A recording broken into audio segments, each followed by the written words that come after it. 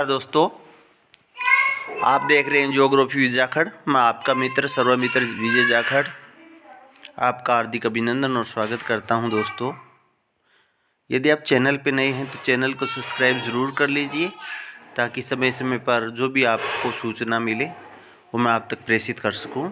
समय पर आपको नोटिफिकेशन प्राप्त हो सके। अपने ज़्यादा से ज़्यादा मित्रों के साथ शेयर करें, विभिन्न ग्रुप्स में शेयर करें ताकि हर उस बेरोज़गार तक अपनी ये जो मुहिम है वो पहुंच सके, उस तक जानकारी वो पहुंच सके।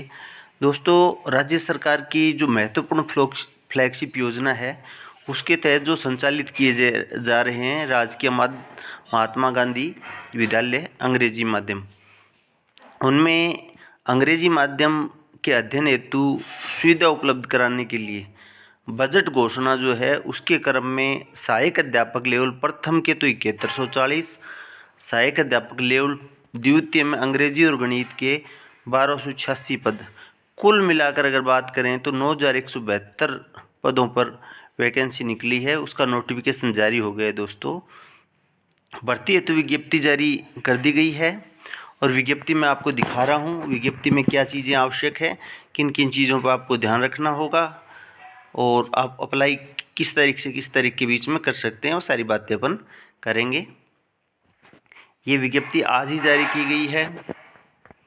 इसके अंदर आपको स्पष्ट रूप से दिखाई दे रहा है दोस्तों कि ये जो वैकेंसी है कार्यालय निदेशक माध्यमिक शिक्षा राजस्थान बीकानेर के द्वारा आदेश जारी किया गया है, विज्ञप्ति जारी की गई है। और ये है आपके, देखो यहाँ देखें 1 और 2 ये दे रखे हैं।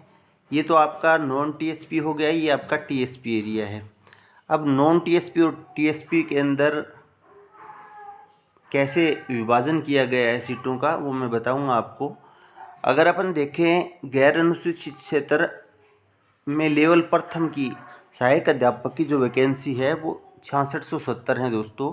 फिर सहायक अध्यापक लेवल द्वितीय की अंग्रेजी और गणित की बराबर 1219 पोस्ट है। इस प्रकार से नॉन टीएसपी में टोटल पोस्ट की संख्या हो गई 9108। अब अगर टीएसपी एरिया की देखें तो टीएसपी में लेवल प्रथम की 470 सीटें दोस्तों, अंग्रेजी और गणित लेवल द्वितीय की 67 पोस्टें हैं। इस प्रकार से 604 पोस्ट आपके टीएसपी एरिया में होगी। अब इसके बारे में ये भी बताऊंगा कि आप टीएसपी या नॉन टीएसपी एरिया में कौन से में अप्लाई कर सकते हो, कौन से में नहीं कर सकते उसके बारे में, और स्टेट के बाहर के जो अभ्यर्थी कैंडिडेट हैं वो अप्लाई कर सकते हैं या नहीं कर सकते, इस पर भी चर्चा करेंगे। तो दोस्तों, अगर अपन देखें तो 9108 और 604 मिलाकर के टोटल 9712 पोस्ट हो गई हैं और 9712 पोस्ट पर ये वैकेंसी निकाली गई है।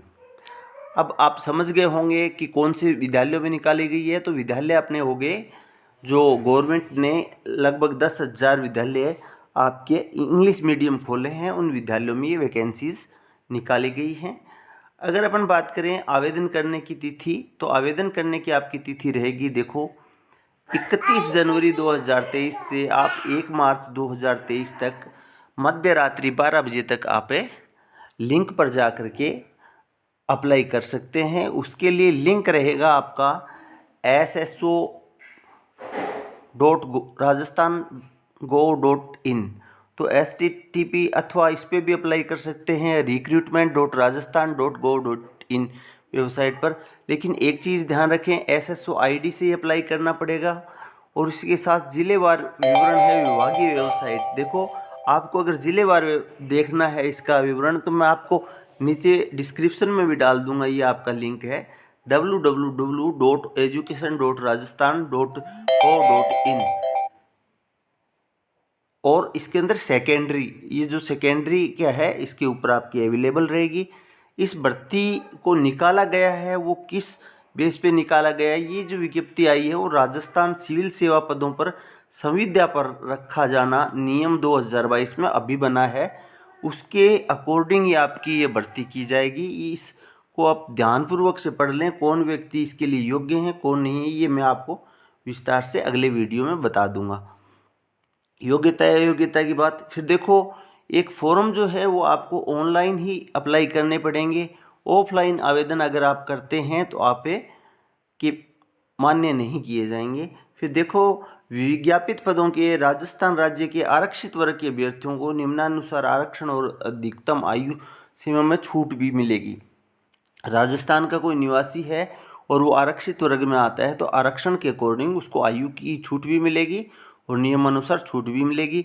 अब देखो, नॉन टीएसपी एरिया में कौन अप्लाई कर सकता है, तो नॉन टीएसपी एरिया है उसमें टीएसपी एरिया के संपूर्ण राजस्थान और टीएसपी एरिया के भी कर सकते हैं और संपूर्ण राजस्थान तथा राजस्थान के बाहर के निवासी आवेदन कर सकते हैं। लेकिन एक चीज़ ध्यान रखना, टीएसपी जो एरिया है उसमें नॉन टीएसपी एरिया के आप आवेदन नहीं कर पाएंगे, ये ध्यान रखना। उसमें केवल टीएसपी एरिया के ही आपके हैं माने जाएंगे योग्य। ऑनलाइन आवेदन पर अंतिम रूप से सबमिट करें ना, तो एक चीज़ का ध्यान रखें, उसके बाद कोई एडिटिंग नहीं होगी। इसके लिए ई मित्र जन सुविधा केंद्र स्वयं आवेदन के द्वारा भरी गई संपूर्ण प्रविष्टियाँ अच्छे से चेक कर लें और उसके बाद ही आप सबमिट करें। इसके साथ एक चीज़ और ध्यान रखें, गलत अंकित सूचनाएं और कूटरचित दस्तावेज अपलोड ना करें, वरना आपके विरुद्ध कानूनी कार्रवाई की जा सकती है।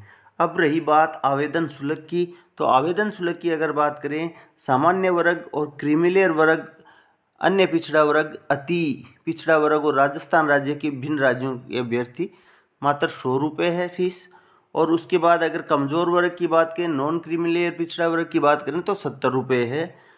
फिर एससी और एसटी की बात करें, शहरी जनजाति की बात करें तो 60 रुपये है। उसके बाद देखो, जिनकी पारिवारिक आय 2.5 लाख से कम है उनके लिए 60 रुपये है।